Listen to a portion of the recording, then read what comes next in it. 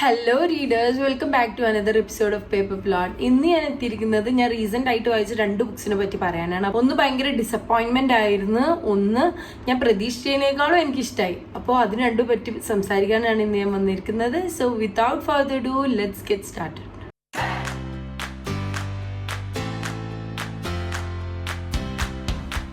ആദ്യം തന്നെ എൻ്റെ ഡിസപ്പോയിന്റ്മെന്റ് ആയ ബുക്കിനെ പറ്റി സംസാരിക്കാം, which is beautiful world where are you by Sally Rooney. അപ്പോൾ ഞാൻ വിചാരിക്കുന്ന എല്ലാവരും ഈ ബുക്ക് കണ്ടിട്ടുണ്ടാവുന്നു. ഇത് ഗുഡ് റീഡ്സിലൊക്കെ ഫിക്ഷൻ അവാർഡ് കിട്ടിയൊരു ബുക്കാണ്. അതുകൊണ്ട് തന്നെ എൻ്റെ എക്സ്പെക്റ്റേഷൻ കുറച്ച് ഹൈ ആയിരുന്നു കയറുമ്പോൾ വായിക്കുമ്പോൾ. പിന്നെ സാലി റൂണീൻ്റെ ബുക്സൊക്കെ എഴുത്തിനൊക്കെ ഭയങ്കര ഫേമസ് ആണ്, കുറച്ച് ഹൈപ്പൊക്കെ നേടിയിട്ടുള്ള ഒരു ഓതറാണ്.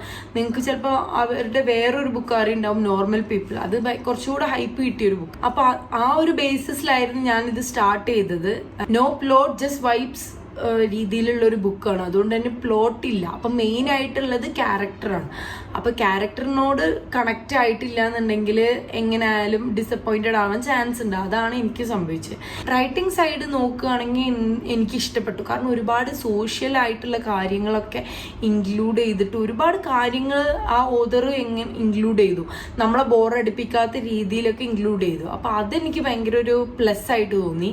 ഇതിൽ മെയിൻ സ്റ്റോറി സ്റ്റാർട്ട് ചെയ്യുന്നത് ആലിസ് പുതിയൊരു സ്ഥലത്തേക്ക് മാറിയിരുന്നു. അവൾക്ക് കുറച്ച് മെന്റൽ പ്രോബ്ലംസ് ഒക്കെ ഉണ്ടായിരുന്നു. അപ്പോൾ അവൾക്ക് അതൊക്കെ ഒന്ന് ഫ്രീ ആവാൻ വേണ്ടി പുതിയൊരു സ്ഥലത്തോട്ട് ഫ്രഷായി സ്റ്റാർട്ട് ചെയ്യാൻ വേണ്ടിയിട്ട് അവളൊരു ഓതറാണ്. അങ്ങനെ ഇരിക്കുമ്പോഴാണ് അവൾ ഫീലിക്സിനെ പരിചയപ്പെടുന്നത്. അപ്പം ഫീലിക്സ് ഒരു ബാഡ് ബോയ് കൈൻഡ് ഓഫ് വൈബാണ്. അപ്പം അങ്ങനെയുള്ളൊരു ആളായിട്ട് എന്താ പറയുക, കുറച്ച് കണക്റ്റഡ് ആവുകയാണ്. അങ്ങനെ അവർ റിലേഷൻഷിപ്പ് സ്റ്റാർട്ട് ചെയ്യുമ്പോൾ അവർക്ക് ഉണ്ടാവുന്ന കുറച്ച് ചേഞ്ചസ്, രണ്ടുപേരുടെ പേഴ്സണാലിറ്റിയിലുള്ള കുറച്ച് ചേഞ്ചസ്. അതുപോലെ തന്നെ നമുക്ക് കാണാൻ പറ്റുന്നത് ഈ ആലിസിന്റെ ബെസ്റ്റ് ഫ്രണ്ടാണ് ഐലീൻ. ഇതിൽ ആലിസിന്റെ ഐലീൻ്റെ റിലേഷൻഷിപ്പാണ് എനിക്ക് കുറച്ചൊക്കെ ഒരു പ്ലസ് ആയിട്ട് തോന്നിയത്. അവർ തമ്മിൽ എഴുതുന്ന ഇമെയിൽസ് ഒക്കെ എനിക്ക് ഇഷ്ടമായി. അപ്പോൾ അവർ തമ്മിലൊരു 3 പേജസ് ഇമെയിലൊക്കെയാണ് എഴുതുക. അപ്പോൾ അതിൽ അവർ കുറേ സോഷ്യൽ കാര്യങ്ങൾ സംസാരിക്കും.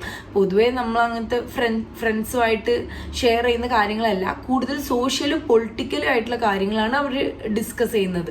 എങ്ങനെയാണ് റൈറ്റേഴ്സിന്റെ ലൈഫ് ഇപ്പോൾ നാട്ടിൽ പോയിക്കൊണ്ടിരിക്കുക, അല്ലെങ്കിൽ അവിടെ ജോബിനെ പറ്റിയിട്ട് എംപ്ലോയ്മെന്റ് ഇഷ്യൂസ്, അതൊക്കെയാണ് കൂടുതലും ആ ഇമെയിലിൽ എഴുതിയത്. അപ്പൊ ആ ഒരു സീക്വൻസ് എനിക്ക് ഇഷ്ടമായി. പിന്നെ ഐലീൻ്റെ റിലേഷൻഷിപ്പാണ് നമ്മൾ കാണുന്നത്. ഐലീനും സൈമണും തമ്മിൽ ഒരുപാട് കാലത്തെ പരിചയമാണ്. അവർ ചെറുപ്പം തൊട്ടേ വളർന്നതാണ്.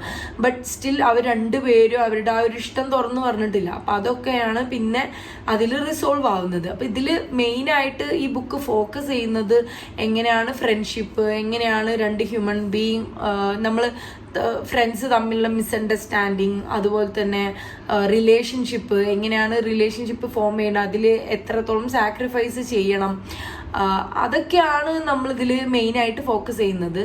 ബട്ട് എനിക്ക് തോന്നുന്നു കുറച്ചുകൂടെ ഒരു പ്ലോട്ട് ആയിട്ട്, എന്താ പറയുക, കുറച്ചുകൂടി എൻഗേജിങ് ആയിട്ടാണ് ഇത് പോയത് എന്നുണ്ടെങ്കിൽ എനിക്ക് കുറച്ചുകൂടെ ഇഷ്ടമാവുമായിരുന്നു. എനിക്കിഷ്ടമാണ് ഇങ്ങനത്തെ റിലേഷൻഷിപ്പ് റിലേറ്റഡ് ആയിട്ടുള്ള ബുക്സൊക്കെ. കാരണം നമ്മളെ തന്നെ ഫൈൻഡ് ചെയ്യുന്ന ബുക്സൊക്കെ എനിക്ക് ഇഷ്ടമാണ്. സ്റ്റിൽ ഇതെനിക്ക് ഭയങ്കര ഡിസപ്പോയിൻമെന്റ് ആയിരുന്നു. So I gave it 2.5 star. Next one spinning silver by Naomi Novik. മുന്നേ ആയിട്ട് ഞാൻ ഇതേ ഓതറിൻ്റെ ഒരു ബുക്ക് വായിച്ചു. അന്നും എനിക്ക് അതിൻ്റെ ആ ഒരു വൈബ്സ് ഒക്കെ ഭയങ്കരമായിട്ട് ഇഷ്ടമായിട്ടോ. ഇത് നല്ല അറ്റ്മോസ്ഫിയറിക് ആയിട്ടുള്ളൊരു ബുക്കാണ്. ഐ തിങ്ക് ഓതറിന് കൂടുതലായിട്ട് അറ്റ്മോസ്ഫിയറിക് ആയിട്ടുള്ള ബുക്സ് എഴുതാനാണ് ഇഷ്ടം തോന്നുന്നു. എന്തായാലും ഈ ബുക്ക് ഭയങ്കര അറ്റ്മോസ്ഫിയറിക് ആണ്, വിൻ്ററി അറ്റ്മോസ്ഫിയറിക് ആണ്. ശരിക്കും നമുക്ക് നല്ല വിൻ്റർ ഫീലിംഗ് കിട്ടും. അപ്പോൾ ഈ ബുക്ക് ശരിക്കും ആപ്റ്റാണ് വിൻ്റർ സീസണിൽ വായിക്കാൻ വേണ്ടിയിട്ട്. പക്ഷെ ഞാൻ ഇപ്പോൾ വായിച്ച സമ്മറിലായി പോയി. ഇതൊരു ഫാൻറ്റസി നോവലാണ്. ഒരുപാട് ഫോക്ക് ലോസ് ഒക്കെ ബേസ് ചെയ്തിട്ടുള്ള നല്ലൊരു ഫാൻറ്റസി ബുക്ക്. സോ ഇതിലെ മെയിൻ കഥാപാത്രമാണ് മിറിയം.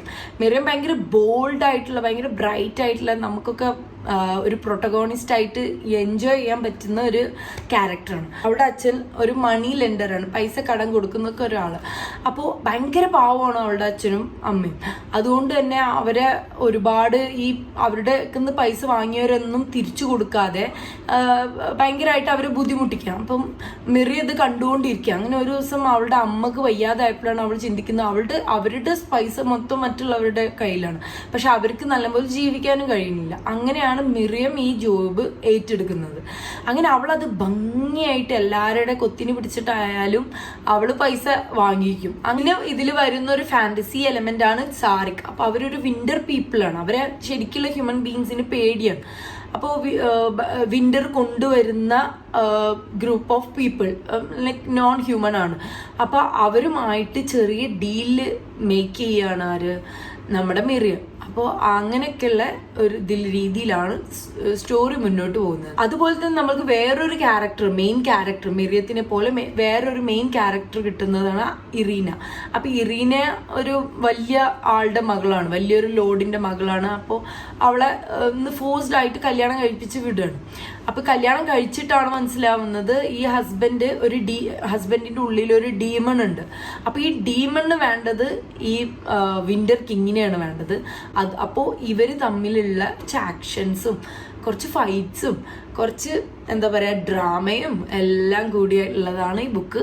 എനിക്ക് പൊതുവെ എൻ്റെ കാര്യമാണ് പറയുന്നത്, ഞാൻ പൊതുവെ ഫാൻറ്റസി ബുക്ക് വായിക്കുമ്പോൾ ലൈക്ക് സീരീസ് ആണെങ്കിൽ ഞാൻ ഒരുപാട് കണക്ട് ആവും. കാരണം നമ്മളിങ്ങനെ ഫസ്റ്റ് ബുക്ക് വായിക്കും, സെക്കൻഡ് ബുക്ക്, അപ്പോൾ നമ്മൾ അതിനോട് ഭയങ്കരമായിട്ട് എൻഗേജ്ഡ് ആവും. സ്റ്റാൻഡ് അലോൺ വായിക്കുമ്പോൾ ഇത്രയും എൻഗേജ്ഡ് ആയിട്ട് തോന്നിയ ഒരു ബുക്ക് എനിക്കില്ല. അപ്പോൾ ഇതെനിക്കൊരു ഹിറ്റ് തന്നെ ആയിരുന്നു. It was A 4.2 star read and I really enjoyed it. അതേപോലെ എനിക്കിതിൻ്റെ അറ്റ്മോസ്ഫിയറിക് ഫീലിങ്ങിനെ പറ്റിയിട്ട് പറയാതിരിക്കാൻ വയ്യ. ഈ ഓതർ എഴുതുന്നത് ഭയങ്കര അറ്റ്മോസ്ഫിയറിക് ആണ് ഈ ബുക്ക്.